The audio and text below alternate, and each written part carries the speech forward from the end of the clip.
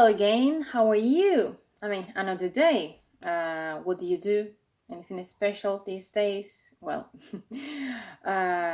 we are now on Friday, so we have almost complete a week. Okay, so don't worry, little by little. Okay, so today we're going to start with Unit 7.4. Okay, in pages 72 and 73. Okay, and there are two main points in this unit: agree and disagree. Remember that you agree. Don't say I am agree. I agree or I disagree, not I am disagree, okay? Because the verb is agree or disagree, not to be agree or to be disagree, okay? So the first one is about agreeing and disagreeing, okay? Remember that you could use this when you're speaking or when you're writing, both. And the second part of this unit is how to write persuasive letter or emails, okay? Persuasive when you want to convince someone or when you want to complain about something and introduce a topic to someone. Well, we're going to talk about this later. So, in the first part, you have here three extracts, okay? What you have stories, okay? So you have to guess what they have. What do they have in common, okay? Then I put you the answers as usual in a document, okay, in a file, and you could check if you're right or not, okay? Well, for the vocabulary, as usual, you have any question, you could check in the dictionary or reference, well, any dictionary, okay? Or ask me, yep. So then you have for listening, as you have all the listenings, well, I'm not going to send you, but if any of you don't have the listening, yeah, ask me, okay? And I'm going to send you the listenings and the videos, right? So the listening is 7.4, right? And they talk about three friends talking about one of the news articles in the exercise we have read previously, right? So then they agree or disagree about with change in the law, okay? So you have to focus on the expressions they use to agree or disagree when talking about these changes in the law, okay? For example, nowadays, with the change in law we have in Spain, a lot of people complain because they don't agree with the government or with the health ministry, whatever, okay? So these expressions, try to translate them in English, right? Then we have a chart with summarize of the expressions, but I have sent you more, two sites if I don't mistake, yeah. One is about expressions, okay, you have the chart but with more information, okay, expressions, and the other one is you have a little test, okay, you have a prompt, okay, a sentence, and you have to agree or disagree, okay, so you have to click one sentence or the other, okay, and check if you are right or not.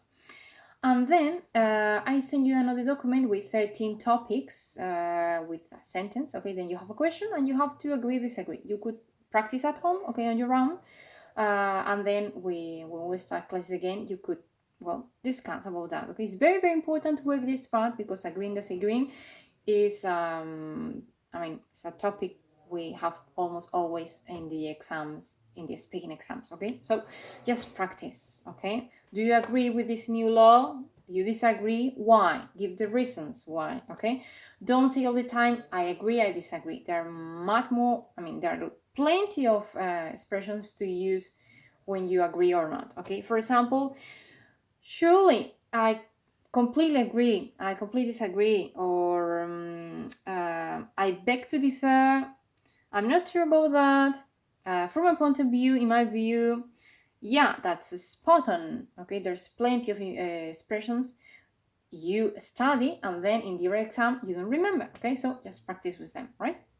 Well, then you have the pronunciation point, that is very useful because when you give your opinion, if you are saying that's my point, okay, so you have to focus or not, that's my point, okay, you're not very sure about that, so you have to express the intonation stronger if you want to convince the others, okay.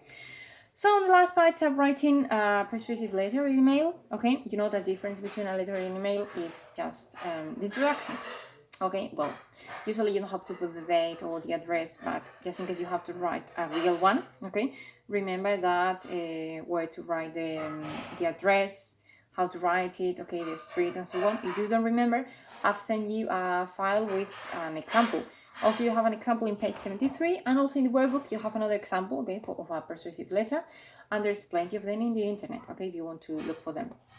So here the most important thing is well, here you have two campaigns on a website, and which one will you support? Okay, the first one, reduce street homelessness, or the second one, stop cuts to support for disabled people. Okay, so you could talk on your own, okay, or write a little, a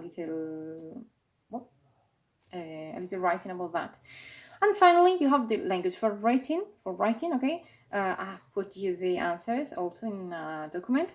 But well, how to introduce the topic? You remember when you write first introduction, okay? Then you argument why you're writing. Don't start saying your name and so on. Start saying why you're writing, okay? Then consequences of not taking action, okay? If you want to convince someone to do something, for example, stay at home. Why? Because it's very dangerous to go outside. You could be with the virus, okay?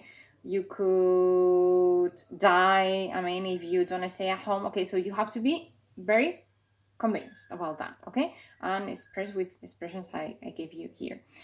So consequences. What happens if you don't follow me, okay? Then request for action and closing. Remember, you have to do a closing to summarize the things or I don't know, future point or consequences in the future. I mean, closing could be different, okay, depending on you. Okay, so, well, I send you the information by the platform and see you. Bye-bye.